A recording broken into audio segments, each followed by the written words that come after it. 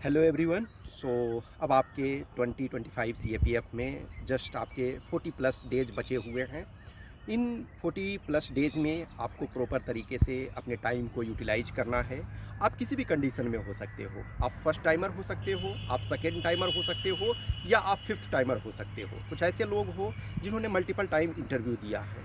कभी भी ये मत सोचना कि हमारा कितने अटेम्प्ट हमने लिया। जो फर्स्ट टाइमर हो ऑब्वियसली ये भी कभी मत सोचना कि कुछ ऐसे लोग हैं जो हमसे काफ़ी एक्सपीरियंस है। नहीं, ये वो एग्ज़ाम है जिनमें सबको एक तरह से इक्वल अपॉर्चुनिटी मिल रहा है। यस, ये सही है कि जो सेकेंड टाइम थर्ड टाइम दे रहे हैं उनके पास एक्सपीरियंसेस है, लेकिन ये भी तो डिसएडवांटेज है कि उनके पास एक्स्ट्रा प्रेशर है। आप यदि एग्ज़ाम के पैटर्न को देखो तो सबके पास इक्वल अपॉर्चुनिटी है। लास्ट 12 ईयर्स 10 ईयर्स के क्वेश्चंस आप भी देख सकते हो, वो भी देख सकते हैं। ऐसा नहीं है कि किसी के पास अवेलेबल है और किसी के पास नहीं है। आपको यदि लगता है कि कुछ एरिया हमारा वीक है तो हम उसमें मेहनत करें।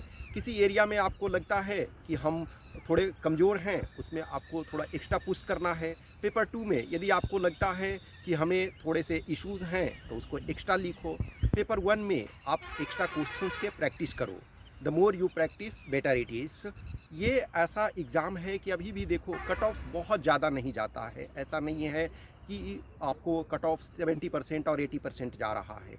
आप यदि इस एग्ज़ाम को देखो, सीएपीएफ एग्ज़ाम का 2012 से मैं इस एग्ज़ाम को ऑब्ज़र्व कर रहा हूँ। मैं अपने एक्सपीरियंस, स्टूडेंट्स के एक्सपीरियंस, मैक्सिमम कट ऑफ कब गया है 2021 और 22। 21 का भी कट ऑफ यदि आप देखोगे तो 345 गया है। 345 का मतलब क्या है कि आपके पास अभी भी 60% से लेस है। और आप यदि 24 देखो, 24 में highest number of vacancy last 10 plus years में था, तो उसमें जो कट ऑफ है क्या है आपके 311, यानी कि कह सकते हो 52% जो है जनरल कैंडिडेट्स के कट ऑफ गए हैं। उसमें भी यदि पेपर 1 देखो तो लेस दैन 40% मार्क्स, तो इतने ज़्यादा चैलेंजिंग नहीं है। लेकिन हाँ, यदि क्वेश्चन आपके टफ आते हैं तो 40% क्या 30% लाना आपके लिए मुश्किल होता है।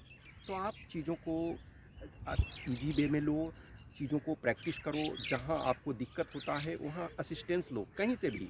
मेहनत आपका काम है, लेकिन जहाँ से मौका मिलता है, कुछ एक्सपीरियंस प्लेयर हैं जैसे अभी जिनका रिजल्ट हुआ है, यदि उसमें से किसी को आप जानते हो, थोड़ा आप उनसे असिस्टेंस ले सकते हो, या किसी टीचर मेंटर से आप हेल्प ले सकते हो। लेकिन रेगुलर रूप से आप टेस्ट लिखो, टारगेट अपना रखो कि मुझे फाइनल सिलेक्शन लेना है। जिन लोगों ने इंटरव्यू दिया है, सपोज करो कि एटलीस्ट 56 ऐसे कैंडिडेट्स होंगे जिनके रिजर्व लिस्ट में 24 वाले में आएंगे।